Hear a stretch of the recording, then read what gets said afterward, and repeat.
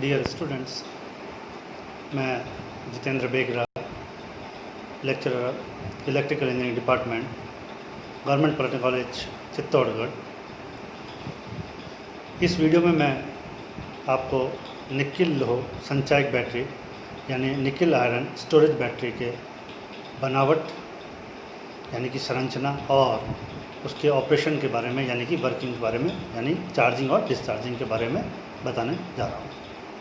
सबसे पहले हम निकिल आयरन स्टोरेज बैटरी की बनावट के बारे में बात करें। इस बैटरी का कंटेनर 1 mm मोटी इस्पात की चादर का बना होता है, जिसके जोड़ों को वेल्ड कर जोड़ा जाता है। इसमें धनात्मक प्लेट निकिल ऑक्साइड लेपित छिद्रमय स्टील की घुमावदार नालियों की बनी होती है। इन नालियों में निकिल हाइड्रोक्साइड के साथ निकिल धातु के कण भर दिए जाते हैं, यानी निकिल हाइड्रोक्साइड के साथ में हम निकिल के कण भी भरते हैं धातु के। यह अपघटय इलेक्ट्रोलाइट की चालकता बढ़ा देता है, यानी जो हम निकिल डाल रहे हैं इसमें धातु के कण डाल रहे हैं, वो जो हमारे इलेक्ट्रोलाइट्स हैं उसकी चालकता बढ़ा देता है। ऋणात्मक प्लेट भी स्टील की खोखली छड़ों की बनी होती है, परंतु छड़ों के खोखलों में लोहे के ऑक्साइड का चूर्ण तथा कुछ पारे के कण भर दिए जाते हैं। यानी कि लोहे का जो ऑक्साइड है उसके अलावा हम उसमें साथ में कुछ पारे के जो है यानी मरकरी के कण भी भरते हैं। पारा सेल के आंतरिक प्रतिरोध को कम करता है। विद्युत अपघटय यानी जो इलेक्ट्रोलाइट है उसमें 21% यानी 21% जो है पोटेशियम हाइड्रोक्साइड यानी KOH तथा 1% लिथियम हाइड्रेट का पानी में विलयन होता है। यानी पानी के अंदर 21% हो गया पोटेशियम हाइड्रोक्साइड यानी KOH और 1% लिथियम हाइड्रेट यानी LiOH होता है। लिथियम हाइड्रेट जो हम मिलाते हैं इसमें वो सेल की क्षमता को बढ़ाता है। इसी के अंदर हम जो है दोनों धनात्मक और ऋणात्मक प्लेटों के बीच में एबोनेट छड़े जो है मध्य में रखते हैं ताकि शॉर्ट सर्किट होने से बचा जा सके। ऋणात्मक प्लेट धनात्मक प्लेट से संख्या में एक ज़्यादा रखी जाती है। अंतिम ऋणात्मक प्लेट कंटेनर के साथ इलेक्ट्रिकली जुड़ी रहती है। तो ये हमारी आयरन निकिल जो है निकिल आयरन स्टोरेज बैटरी है, उसकी कंस्ट्रक्शन था, बनावट थी। अब हम उसके वर्किंग की यानी ऑपरेशन की बात करें, या मैं कहूँ कि चार्जिंग और डिस्चार्जिंग की बात करें। Chemical reactions during charging. KOH यानी कि जो हमारा इलेक्ट्रोलाइट है अपने आयनों K+ तथा OH- में विघटित हो जाता है। OH- आयन धनाग्र यानी पॉजिटिव प्लेट की ओर तथा K+ आयन यानी कि ऋणाग्र प्लेट की ओर यानी कि ऋणात्मक यानी कि नेगेटिव प्लेट की ओर जाकर इस प्रकार क्रिया करेंगे। पहले हम देखें धनात्मक प्लेट पर, तो जो हमने कहा है NiOH2 + 2OH ये रिएक्ट करके बनाएगा NiOH4 और जो ऋणात्मक प्लेट है हमारी उस पर FeOH2 यानी कि फेरस हाइड्रोक्साइड रिएक्ट करेगा पोटेशियम के साथ यानी 2K के साथ और ये बनाएगा आयरन + 2KOH। तो ये तो हमारा हुआ चार्जिंग के समय ऋणात्मक प्लेट और धनात्मक प्लेट पर किस तरह से रिएक्शन होगी। अब हम देखें कि डिस्चार्जिंग के टाइम पे हमारी जो है किस तरह से रिएक्शन होगी। तो सबसे पहले देखें अपन एनोड पर यानी कि धनात्मक प्लेट पर, तो क्योंकि NiOH4 बना था वहाँ पर, अब ये +2K के साथ रिएक्ट करके और ये NiOH2 में डिस्चार्ज हो जाएगा वापस, +2KOH भी बनाएगा। और जो ऋणात्मक प्लेट हमारी यानी कि कैथोड, उसके ऊपर जो है आयरन यानी Fe+2OH वर्क करके वापस FeOH2 बनाएगा।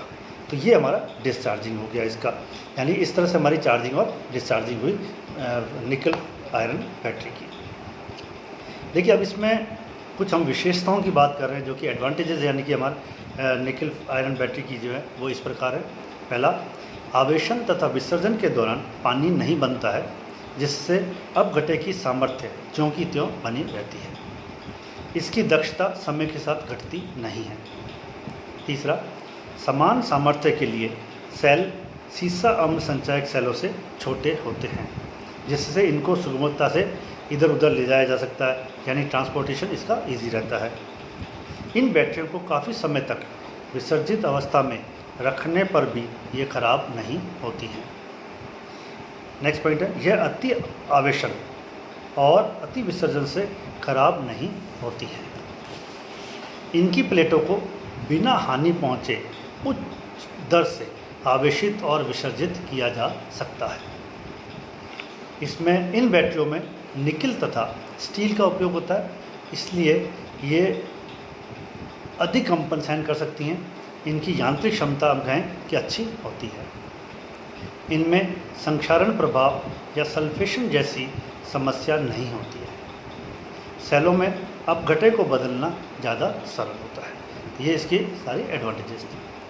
नाउ अब हम बैटरी की दक्षता की बात करें, जो कि हमारा यूनिट 7.4 है, यानी कि एफिशिएंसी ऑफ बैटरी। बैटरी की दक्षता दो प्रकार की होती है। पहला एम्पियर घंटा दक्षता, यानी कि एम्पियर आवर एफिशिएंसी, और दूसरी होती है वाट आवर एफिशिएंसी। पहले मैं बात कर रहा हूँ ampere hour efficiency.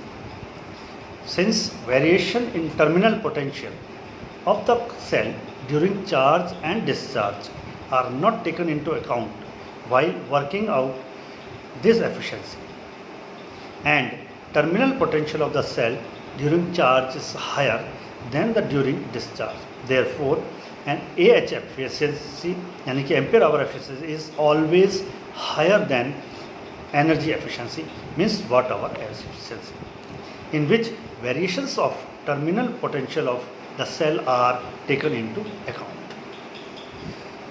Ampere hour efficiency is defined as the ratio of ampere hours of discharge and ampere hour of charge, यानी कुल मिलाकर के ये रेशियो है, एफिशिएंसी है, जो कि एम्पियर आवर डिस्चार्ज की और एम्पियर आवर चार्ज की, यानी फार्मूला हो गया percentage efficiency of ampere hour is ampere hour of discharge upon ampere hour of charge into 100।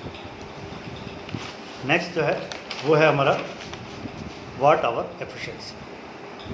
Energy और watt hour efficiency is defined as the ratio of energy delivered in watt hour by the cell during discharge and the energy drawn in watt hour during charge. Means percentage efficiency watt hour हो गई watt hour discharge upon watt hour charge into 100, या हम कहें कि voltage into current during discharge upon volt into current during discharging into 100। तो दो तरह की एफिशिएंसी हमने डिस्कस की यहाँ पर, और इस वीडियो में हमने निकल आयरन बैटरी और एफिशिएंसी दो की बात की। Thank you.